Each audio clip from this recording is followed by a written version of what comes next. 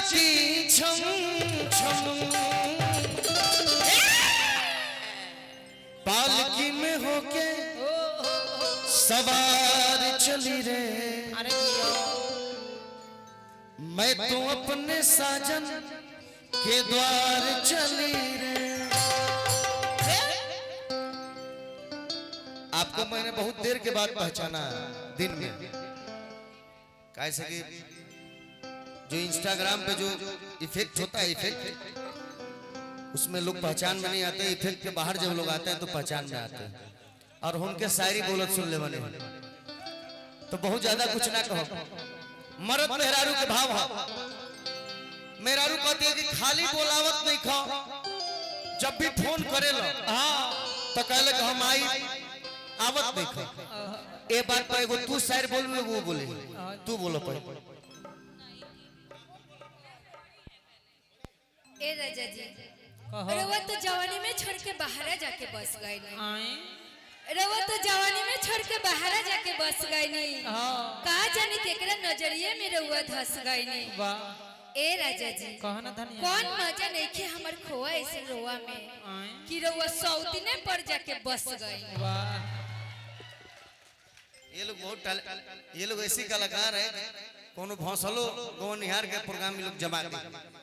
एगो तू बोला खाली अभियंता जो रे बोल इनका जो रे बोलू अभियंता वाला जो होता है इनका जो एक गीत के बाद होई गीत के भाव उठा बाबू। हर बोला नया वेला बोला नया वेला खाली रातों दिन तड़पावेला ऐसे जे करबो नादानी रजऊ दे दे हम लीज बजावा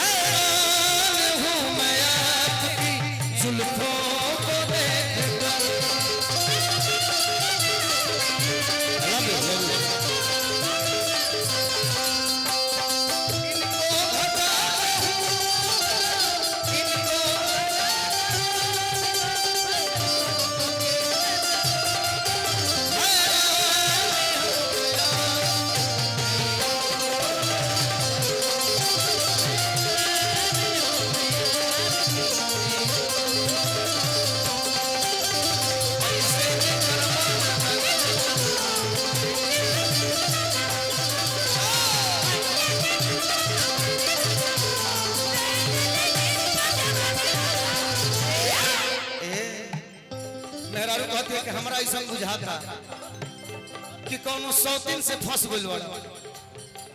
बुझाता ना ई पक्का हम जानता नहीं रवा सौतीने पर फंस गइल बा। आए हाय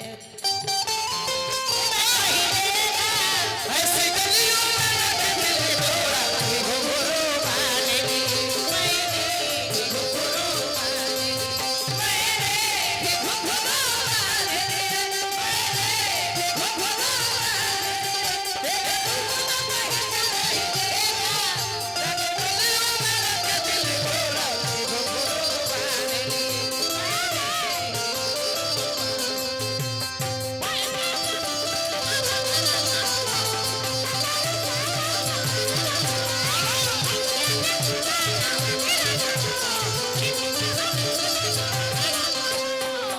औरतिया कहती लगे सब दिन के कोरा में झूलो तारा दिन के कोरा में झूलो तारा।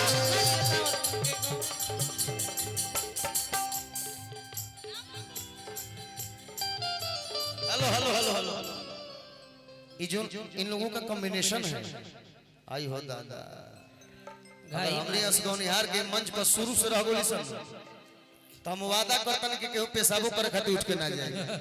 इतना टैलेंटेड है ये लोग कि लगे सब दिन के कोरा में झूलो लगे सब दिन के कोरा में झूलो तारा ऐसे घर वाली कन्या के भूलो ऐसे घर वाली कन्या के भूलो लगे सब दिन के कोरा में झूलो तारा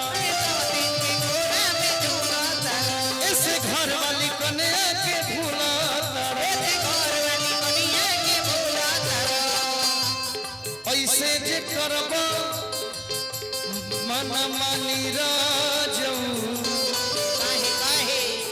ऐसे जे करबो नादानी रजऊ दे दे हम लीज पर जवानी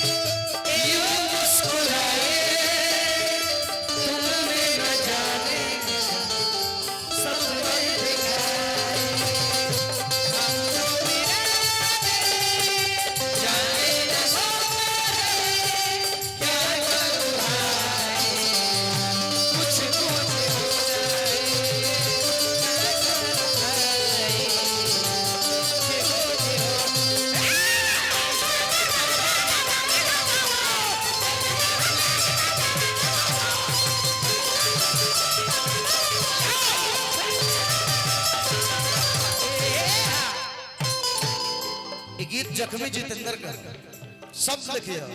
एक मिनट रुक जा भैया। कि आइबो जख्मी जितेंद्र की ना फाइनल करो आइबो कि ना आइबो फाइनल करो भोला बाबा के तरफ से पुरस्कार बा। हां जी देखो तू सब सितारा बताओ तू आइबा कि सौतीने पर रहबो। तारा में तो अब कुछ बाचल नहीं थे। हम अभी नया नया बानी तू पुरा कलू नया माल के मजा कुचल के होला है कि ना। तहरा में रस ढेर बा। हां तब का हां तारा का बुझाता गार देला पर भी अच्छी हो जाई रस। हां रस रस घर में ऐश्वर्या राय का ना होखो। हां जी बहरे ही मजा आवेला काहे से कि घर का मुर्गी दाले बराबर हो। वाह वाह बुझाइल कि ना दोनों भाई तू का चाहत रे तहरे पर रहियो खाली। हां तब का पीछे पीछे घुमरी आवत रहे ना हमरा लगे। हमार तलाक करीबो से करे दोनों मिलके। अब तलाक ना हो एगो हो गइल बा। I am already engaged. कि आइबो जख्मी जितेंद्र की ना फाइनल करो ना तो चंदन के नामे अपन चैनल करो। क्या बात है। आइबो जख्मी जितेंद्र की ना फाइनल करो नामे अपन चैनल।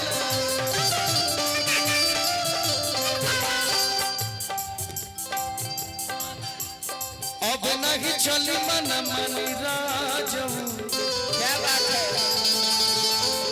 अब नहीं चली मन मानी रजऊ हम लीज बजावानी।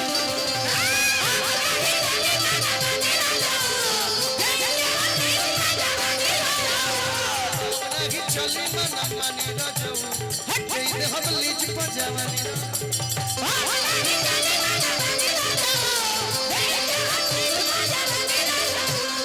अब नहीं चली मन मानी रजऊ हम लीज बजावानी। अब नहीं चली मन मानी रजऊ हम लीज बजावानी। अब नहीं चली मन मानी रजऊ हम लीज बजावानी। अब नहीं चली मन मानी